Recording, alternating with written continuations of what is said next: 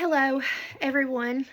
I'm Lauren, for those of you that don't know me, and I was diagnosed on the autism spectrum back in 1987 when I was 5 years old. And back then, they called it pervasive developmental disorder.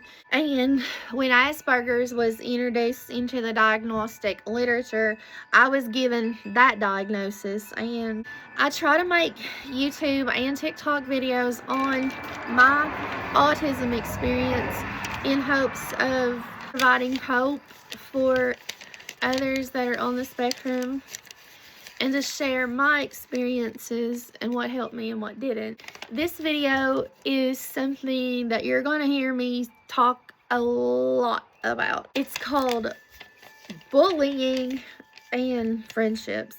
Unfortunately, bullying of all types is common in autistics of all ages. It is more subtle in adulthood, but it's still there.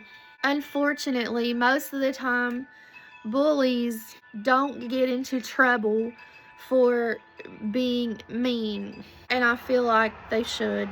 Unfortunately, no matter what the situation is, if you bully anyone, it is considered to be a form of murder according to the Gospels, and really Romans and above in the Bible.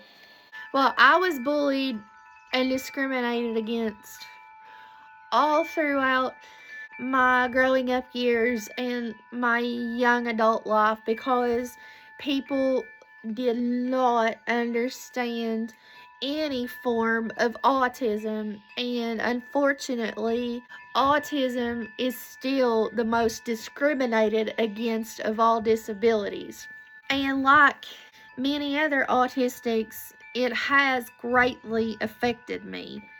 My bullying that I've experienced my whole life has caused me a lot of self-esteem issues, anxiety, and embarrassment, and it's just really hard for me to trust people sometimes for fear that the bullying is going to come back.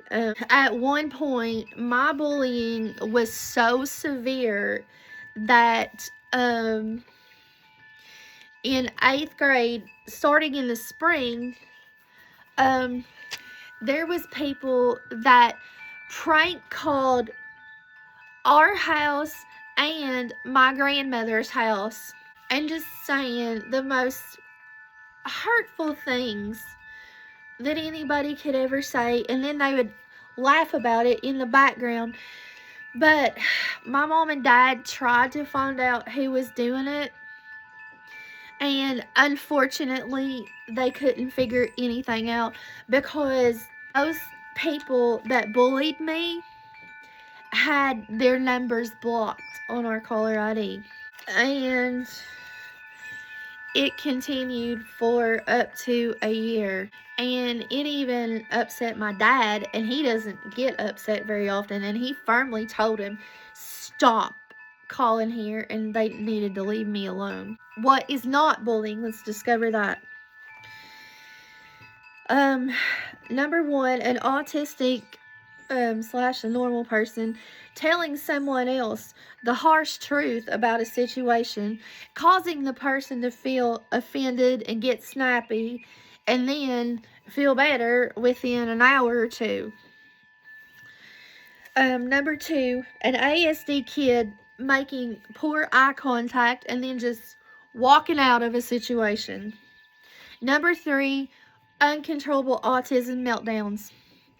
We push autistic kids so much and focus on their social stuff that we forget about neurotypical people that can be mean too.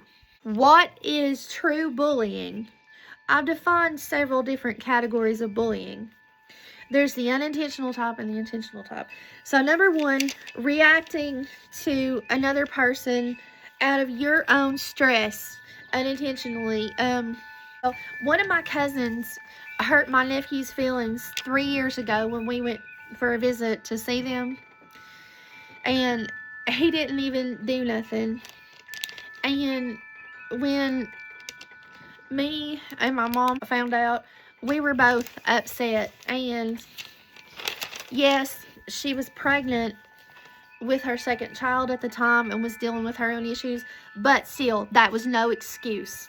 Number 2, purposefully excluding anyone who is different in any way. And number 3, the classic bullying, which kids do, and supposedly the bullies pick on weaker people or people that they're jealous of to make themselves feel more confident. But actually, these kids that bully on purpose, actually, believe it or not, they're just cocky and they just too confident is the word. That's my description. Number 4, discrimination of any type. I was not allowed to get into any job fields and some college programs because of my autism. Autism and bullying misconceptions that I was taught. I cried constantly all the time in my growing up years and all through my young adult years. And I was told that if I stopped crying and acted more age appropriate, that people would stop bullying me. But in reality, that's not the case. So what is a true friend? A true friend will not care about your child's social quirks. They will stick up for your child or loved one when needed. And here are some tips and tricks that I've discovered myself about autism and bullying. Number 1, if someone goes out of their way to support your child/loved one, all you need to do is give simple gestures, like, say, a compliment, a high five, and a thank you. Number 2, stand up for any type of bullying for autistics. Number 3, now this one I'm going to say for kids and young adults.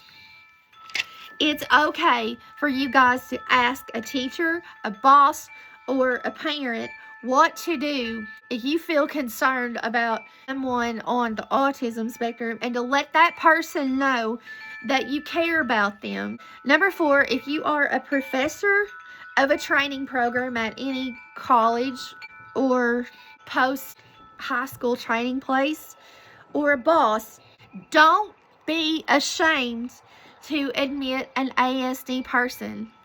It's your job to work with them. In conclusion, if your child or loved one is bullied in any way, get firm with all parties involved and let them know that they were wrong. Don't worry about if you hurt the bully's feelings, because they probably needed it. Also, may I say that our president is a good example of a bully. He is very mean to people with disabilities. All right, guys, thank you so much for tuning in. Make sure to stay tuned because there's a lot more autism content coming. God bless you. Have a great day. Bye.